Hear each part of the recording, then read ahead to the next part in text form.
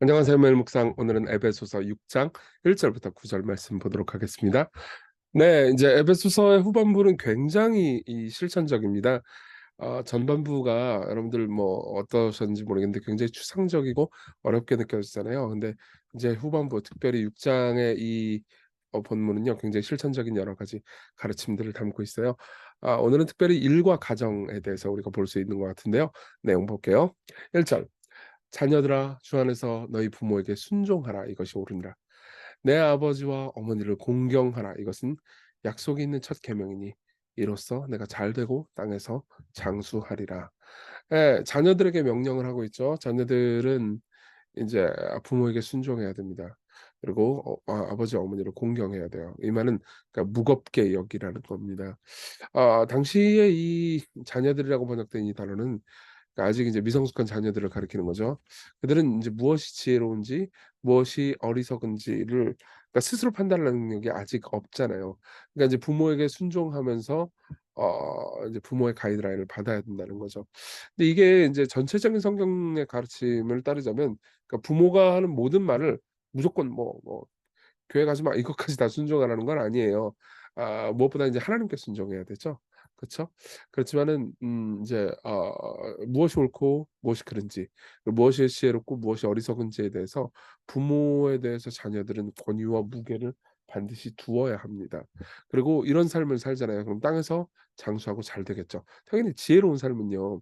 그러니까 행복하고 잘 되는 삶을 담보하지 않겠습니까? 자 그리고 4 절에 보면요. 또 "아비들아 너희 자녀를 노엽게 하지 말고 오직 주의 교훈과 훈계로 양육하라." 그러니까 교훈은 인제 가르침이에요. 가르침과 돌봄과 그리고 상담과 이런 것들을 가리키고요. 훈계는 꾸지람입니다. 예. 훈계가 필요해요. 예. 교훈과 훈계 모두를 통해서 아름답게 성장할 수 있도록 자녀와 부모에게 이야기를 하죠.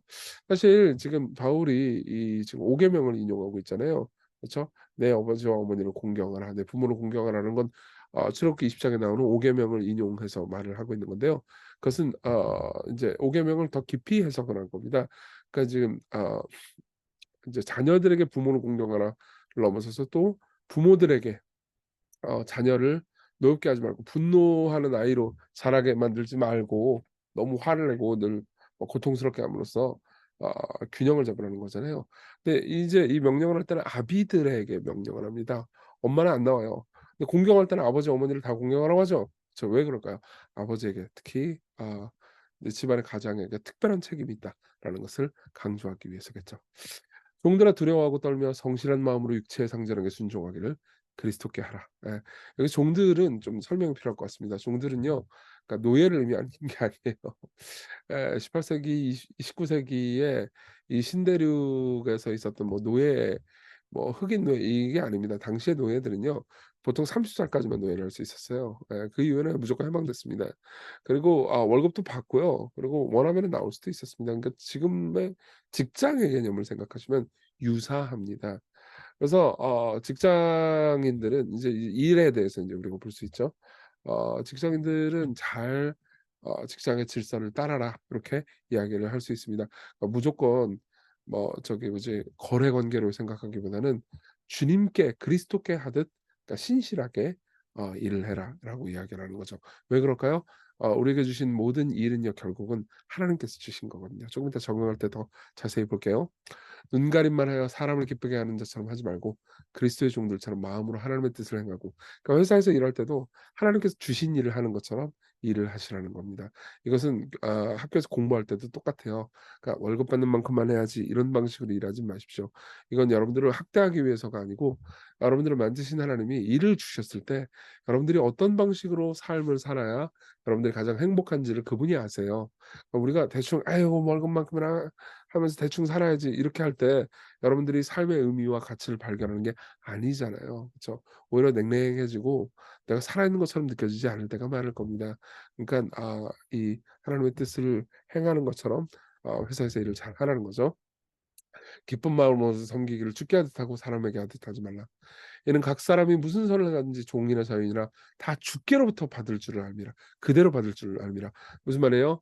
그러니까 계속해서 학대하는 주인이 있잖아요. 학대하는 사장이 있잖아요. 하나님께서 갚으시리라는 거예요.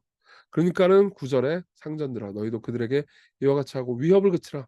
이는 그들과 너의 상전이 하늘에 계시고 그에게는 사람을 외모로 취하는 일이 없는 줄 너희가 알미라.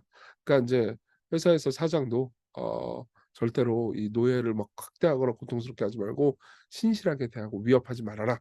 하나님께서 그 모든 것을 보시고 갚으실 것이다. 그리고 인제 일하는 사람들에게는 하나님께서 갚으실 것이다. 네가 월급 제때 못 받았어? 하나님께서 반드시 갚으시고 너를 복되게 할 것이다. 이 약속을 붙들고 삶을 살라는 거죠. 자, 이렇게 본문 좀 살펴봤고요. 우리 적용해 볼까요? 첫 번째 일부터 한번 봅시다. 가족보다요. 성경에서 말하는 일은요. 하나님께서 주신 소명입니다. 따라서 우리는 우리의 일을 소중히 그리고 모든 사람의 일을 소중히 여겨야 됩니다. 그러니까 이 뭐 직업에 귀천 있고 뭐 이런 식으로 생각하면 안 돼요. 여러분들이 사회적으로 소위 전문직이고 공부 잘해야 얻을 수 있는 직업을 가졌든 그렇지 않았든 모든 직업을 소중히 대하고 하나님께서 거기에 맞는 쓰임새에 따라서 사람들을 파송하시고 은사를 주셨다는 것을 기억해야 됩니다. 그리고 하나님이 우리의 진짜 보스시죠. 예. 우리를 돌보시는 분입니다. 그분을 바라보면서 삶을 살잖아요. 그럼 여러분들의 모든 일터에서의 수고에 보상을 주실 겁니다. 많은 사람들이 상급을요. 교회에서 하는 수고만 상급을 주신다고 생각하거든요. 그렇지 않아요. 예. 하나님께서 이를 사용해서 이 세상을 통치하십니다. 마르틴 루터의 말을 조금 인용해 드리겠습니다. 굳이 인간이 쟁기질을 하고 씨앗을 뿌리지 않아도 하나님께서는 쉽게 나달과 과일을 주실 수 있죠. 하지만 하나님께서 그렇게 하지 않으세요. 쟁기질과 씨앗을 뿌리는 것을 통해서 하나님께서 우리에게 음식을 주시는 거죠. 주님은 뒤에 숨은 채로 사실상 모든 일을 다 하신다. 그분은 남자와 여자 없이도 자녀를 갖게 하실 능력을 가지셨지만 그러기를 원치 않으시죠. 예. 결국 하나님은 소젖자는 여자아이의 일을 통해 친히 우유를 내고 계신다. 여러분들이 오늘 하는 일을 통해서 세상이 움직이고 있잖아요. 그건 여러분들이 하나님의 사역을 하고 있는 겁니다. 그걸 기억하십시오. 두 번째, 부모와 자녀는 어떻게 서로를 대해야 되는가? 훈계와 교훈 사이에 균형을 잡아야 됩니다. 예. 훈계를 해야 합니다. 자녀들이 때로는 그러니까 두려움을 느끼고 그리고 순종할 수 있도록 도와줘야 돼요. 그렇지 않으면 그들이 죄인임을 잊는 겁니다. 너무 가혹하게 대하고 그러잖아요. 그러면 그들이 하나님의 형상임을 잊는 거죠. 예. 그러니까 이들은 하나님의 형상이지만 죄인입니다. 이들은 사랑받는 주님의 자녀지만은 훈계가 필요해요. 어. 근데 또 동시에 의존과 독립 사이의 균형을 잡아야 됩니다. 예, 너무 자녀들에게 의존해도 안 되고요. 자녀들이 너무 부모에게 의존하게 해서도 안 됩니다. 어느 정도 컸으면요. 독립적으로 활동할 수 있도록 도와줘야 해요. 예. 그리고 우리가 의존을 잇는다면 가족에 대해서 냉담한 거죠. 예. 그리고 독립을 잇는다면 가족을 통제하는 겁니다. 여러분들이 많이 잘하신 분이라면 부모님을 잘 챙겨야 됩니다. 부모님에 대해서 지나치게 독립적이면 안 돼요. 예. 챙기시고 "아이고 뭐 제가 오늘 찔리는 게 정말 많네요." 저도 그렇게 잘하는 건 아니라서. 여러분들 이 문제를 놓고 이렇게 생각하는 게 좋습니다. 일과 가족은요. 쉽게 우리의 우상이 될 수 있어요. 예. 우리는 일을 통해서 구원받으려고 할 때가 많습니다. 일을 통해서 성취해 가지고 내가 의미 있는 존재임을 확인받고 싶어 하든가 아니면 가족들을 막 매달리고 이 자녀들을 '이 녀석을 좋은 대학에 반드시 보내야 내가 의미 있는 삶을 사는 거야.' 그럼 자녀에게 너무 큰 의존을 하고 있는 거죠. 우리는 자녀를 통해서 구원받을 수 없고 부모를 통해서 구원받을 수 없고 일을 통해서 구원받을 수 없습니다. 우리를 위해서 죽으신 분을 통해서 구원받는 거죠. 자, 이것을 기억하면서 우리 기도합시다. 우리에게 오늘 주어진 일을 감사와 기쁨으로 감당할 수 있게 해 달라고. 하나님께서 갚으실 것을 꼭 기억합시다. 월급 적게 받더라도 주님께서 여러분들을 보고 계시다는 것을 반드시 기억하세요. 우리의 가족을 사랑하되 하나님보다 더 사랑하지는 않게 해 주시고 하나님을 사랑함으로 가족들을 사랑할 수 있게 해 달라고 오늘 힘을 달라고 같이 기도합시다.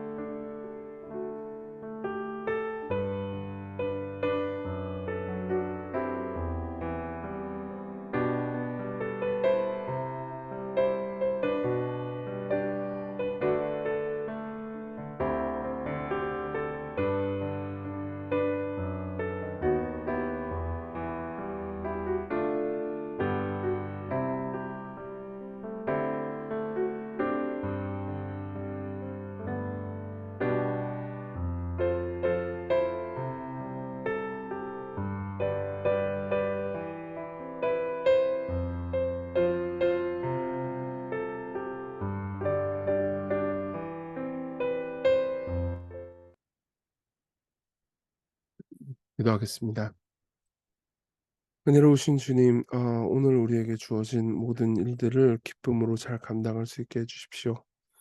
하나님이 우리의 진정한 주인이시고 또 우리를 갚아 주실 분임을 생각하면서 매사에 당신을 경외하며 살아가게 해 주세요. 예수님 이름으로 기도했습니다. 아멘. 네. 하나님의 은혜로 오늘 기쁜 하루 보내세요.